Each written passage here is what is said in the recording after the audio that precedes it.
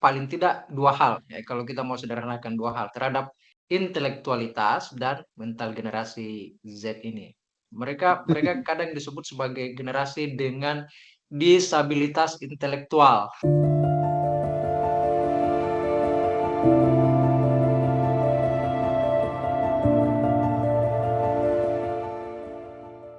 Ini kita sudah mulai nih. Oh iya, saya mulai dulu ya.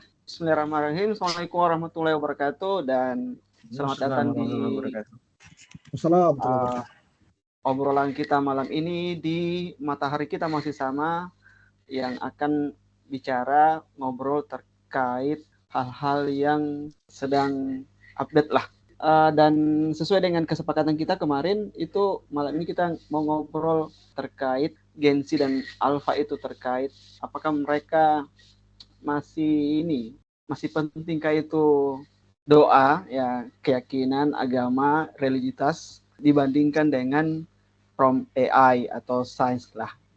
Dan malam ini sebenarnya kita berempat dan saya yang akan mencoba memandu jalannya obrolan ini. Saya di Makassar, Demangun di Sangatta, dan Bung Sadri di Belanda, dan ada di sini Mas Hamra Basrah.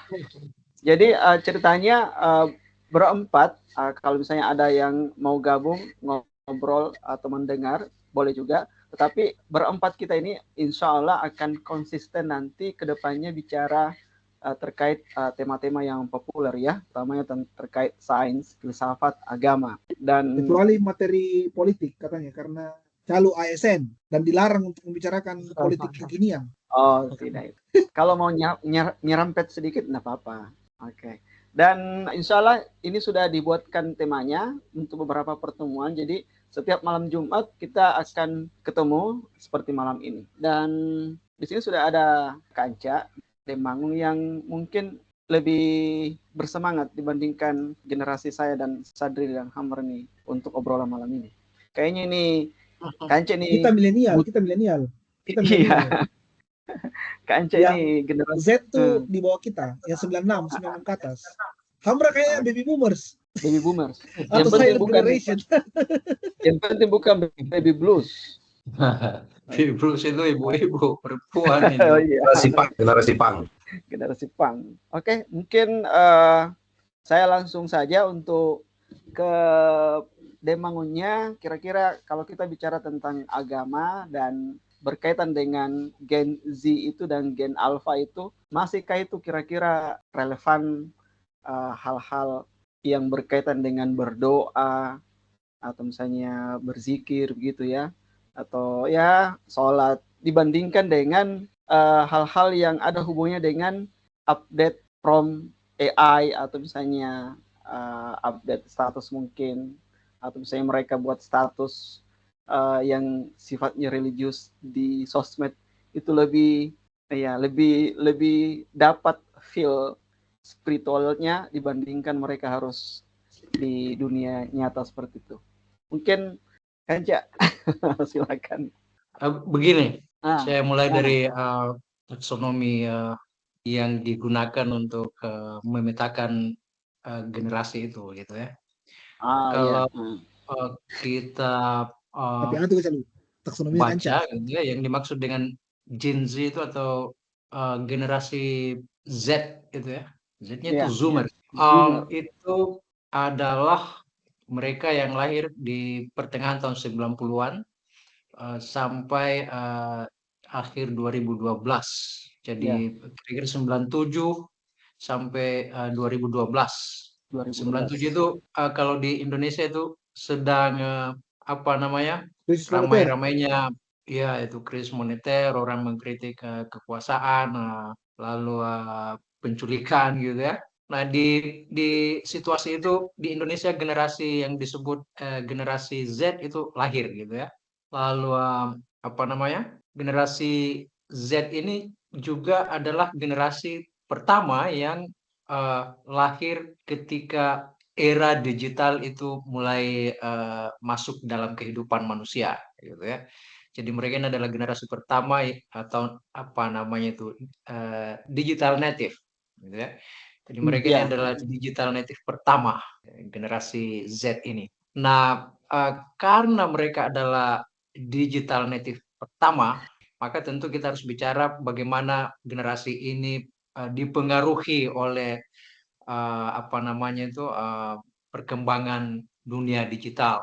Dunia digital itu berpengaruh terhadap paling tidak dua hal, ya, kalau kita mau sederhanakan dua hal, terhadap intelektualitas dan mental generasi ini, mental generasi Z ini. Secara intelektual itu kadang-kadang, mau maaf ini kalau saya menggunakan istilah yang tidak terlalu menyenangkan gitu ya. Mereka kadang disebut sebagai generasi dengan disabilitas intelektual.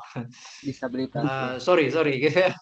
Disabilitas intelektual. Kenapa mereka disebut sebagai generasi disabilitas intelektual? Itu karena keterhubungan mereka dengan literasi gitu ya. Itu lebih banyak disupport oleh dunia digital gitu ya. Disupport oleh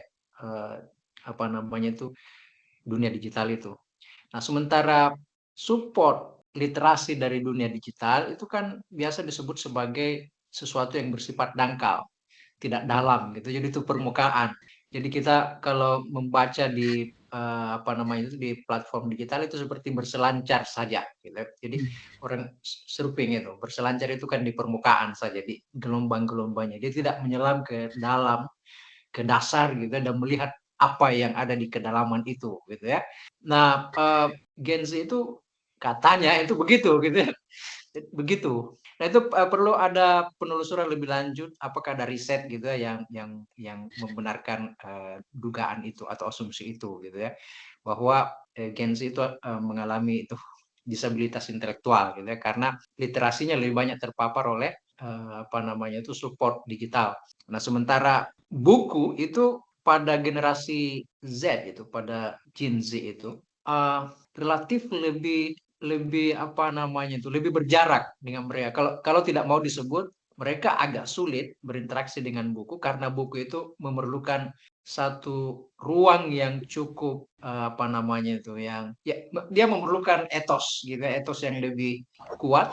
Kalau kita mau berhubungan dengan buku, membuka halamannya gitu dan seterusnya, membaca lebih dalam gitu ya, dan seterusnya.